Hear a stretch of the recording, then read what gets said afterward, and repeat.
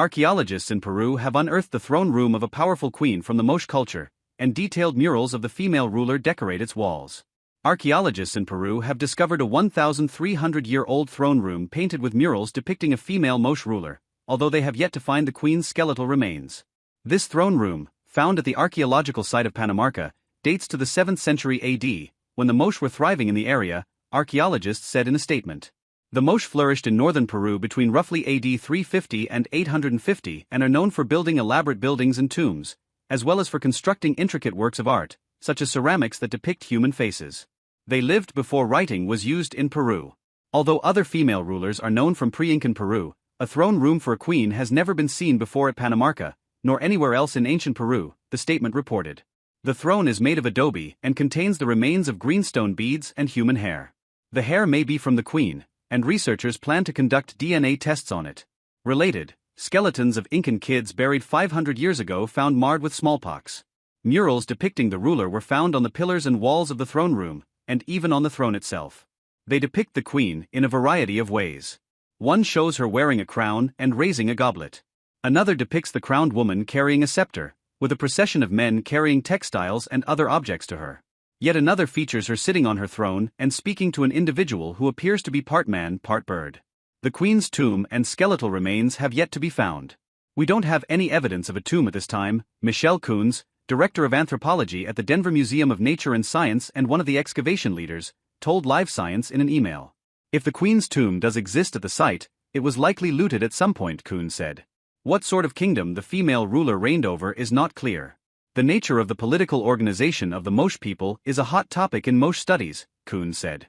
There is evidence for the Moche culture consisting of independent polities that interacted with one another, Coons said, noting that these polities may have shared similar religious ideas and art styles. In Moche culture, it was not unusual for women to become rulers. Female leaders were not rare in ancient Moche society or in the northern Peruvian dynasties that followed, Coons said. Much of the evidence for female rulers comes from tombs, she added. These include the Señora de Chao, the tomb of a female Moche mummy that was buried with elaborate jewelry, ornaments and weapons, such as clubs and atlotls, or devices which help throw spears and darts farther. It was found at the site of Huaca el Brujo in 2006 and appears to be a high-ranking individual, possibly a ruler. Coons noted that modern-day archaeologists likely misidentify high-ranking female burials.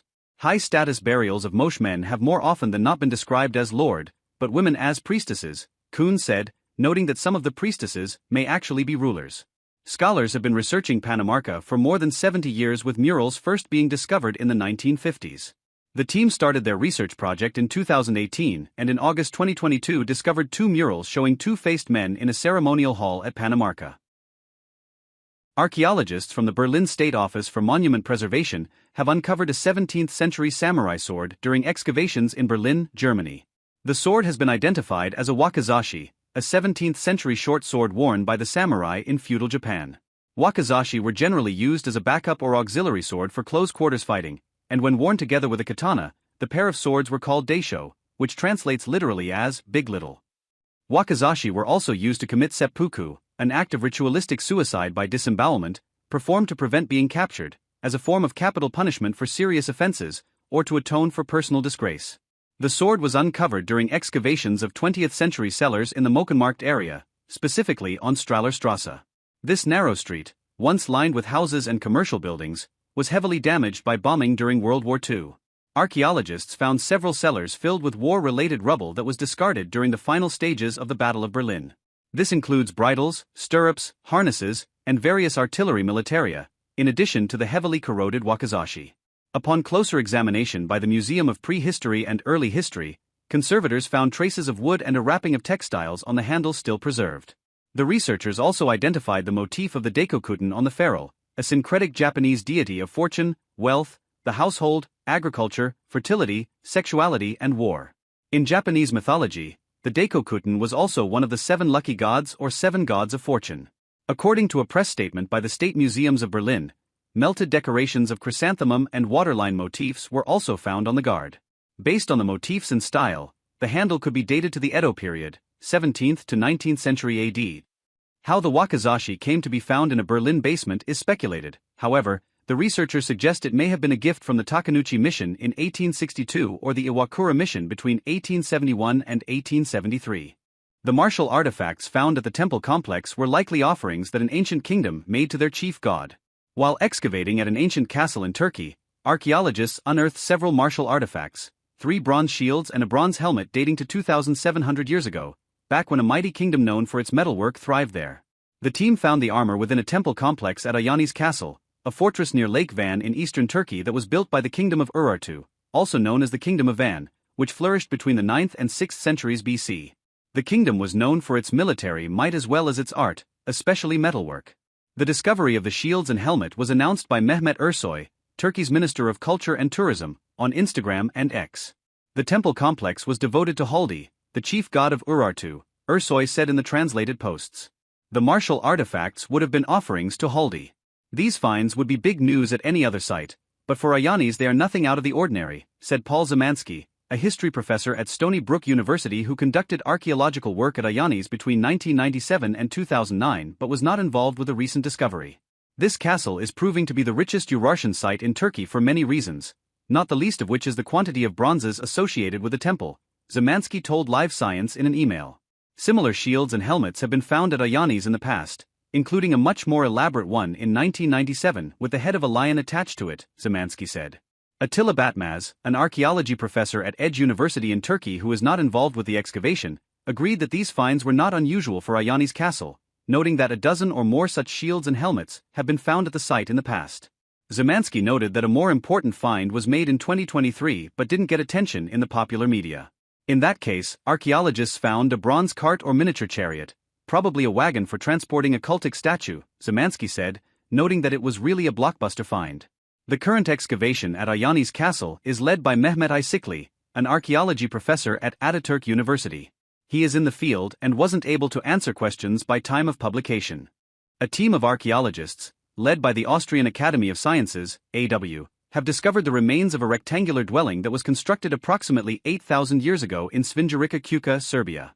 Archaeological evidence indicates that the site is associated with the Starcevo culture, 6200 and 4500 BC, a people of southeastern Europe that forms part of the wider Starcevo, Koros, Kris culture, giving rise to the Central European linear pottery culture. The structure was built using wickerwork reinforced with wooden posts, indicated by partially collapsed architectural elements that have been preserved through burning.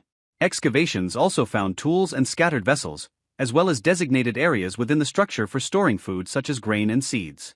According to the researchers, the discovery is providing new insights into the early origins of European settlement and the spread of Neolithic agricultural innovations in the Balkans. The discoveries at Svinjarica Kuka provide groundbreaking insights that challenge previous models on settlement development in the Balkans, explains Barbara Horges, an archaeologist and scientific director of the Austrian Archaeological Institute at the AW. Evidence at the site refutes earlier theories that assumed Europe's early settlers were nomadic or only seasonally sedentary, based on the widespread presence of pits interpreted as remnants of light shelters.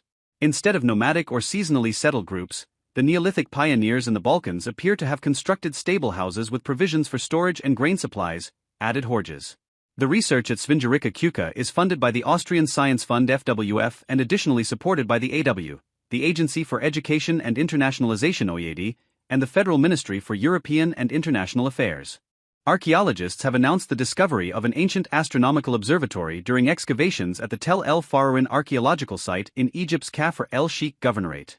Tel El Farouin is located between the Tali, Balbatin, and Thermuthiak, Sebennytic branches of the Nile, a few kilometers north of the east-west Butic River, along the southern shore of Butic Lake. The city was a ceremonial center in dedication to the goddess Wadjet, the matron and protector of Egypt. Since 2017, archaeologists have been excavating the remains of the Buto Temple, where recently they uncovered an ancient astronomical observatory from the 6th century BC. According to a press statement by the Ministry of Tourism and Antiquities, the observatory is a mud brick construction which was used to observe and record the astronomical movements of celestial bodies. Temple astrologers were particularly skilled in observing the stars, tracking the conjunctions and risings of the sun, moon, and planets, and monitoring the lunar phases. Astronomy also played a significant role in establishing the dates of religious festivals and determining the hours of the night. The observatory features an L-shaped central hall constructed from mudbrick, resembling the pylon entrances of ancient Egyptian temples. It includes a stone platform adorned with engravings that depict the astronomical alignments of sunrise and sunset throughout the seasons. Within the interior, archaeologists also found an inclined stone sundial, known as a shadow clock, which indicates time by using a light spot or shadow cast by the position of the sun. Ayman Ashmawi from the ancient Egyptian antiquities sector said that the mission also uncovered several artifacts, including a statue from the 26th dynasty, a Merkit measuring tool, and various religious items and pottery related to daily life and rituals.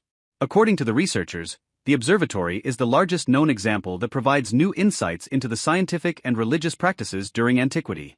Archaeologists make new discoveries frozen in glacial ice. Secrets of the Ice is a glacier archaeology program dedicated to studying glacial ice patches which contain preserved artifacts and organic objects. As part of the 2024 season, archaeologists are conducting surveys in Breheimen National Park, situated in Norway's Innlandet and Vestland counties. In a press statement shared on social media, the team announced the discovery of a complete scaring stick flag, along with another broken example, both of which have been preserved in the ice for approximately 1,500 years. Ancient hunters used the flags by attaching them to scaring sticks, which were placed in lines to guide herds of reindeer for hunting. Reindeer are highly sensitive animals and tend to avoid human-like silhouettes or moving objects, so the sticks would serve as a moving barrier and steer the reindeer to hunters lying in wait. According to the researchers, the example from Breheimen National Park has distinct parallel lines along its length, which are actually year rings from the radially split pine used to make it.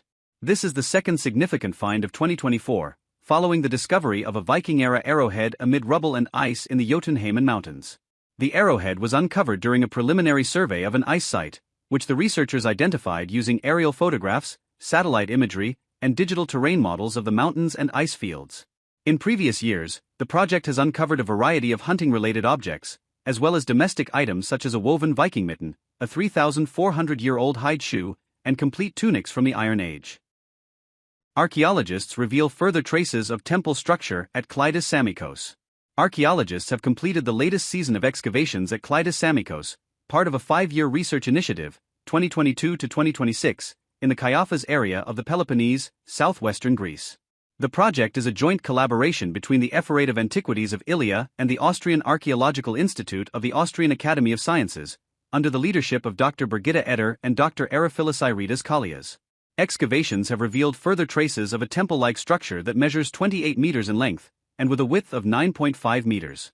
Archaeologists suggest that the structure dates from around the 6th century BC, which appears to have been partially deconstructed around 300 BC and renovated with new floor tiles above the original ground level before being abandoned. Within the interior are 2 large spaces, each containing 2 central columns, with additional columns positioned in the structure's 2 front pediments. Within the second room, archaeologists found fragments of an archaic marble basin that was likely used for purification rituals. By combining with previous fragments first uncovered in 2022, the researchers hope to partially restore the basin, which will measure 1 meter in diameter once complete. Another key discovery this season is a copper plaque that would have been displayed on the temple wall.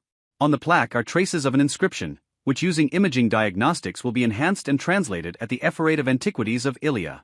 Additionally, a large wall has been excavated which is thought to mark the northern boundary of the temple enclosure. According to a press statement issued by the Ministry of Culture, in the coming years, the scientific team intends to continue the research in order to identify more evidence about the extent and form of the sanctuary and the topography of the area.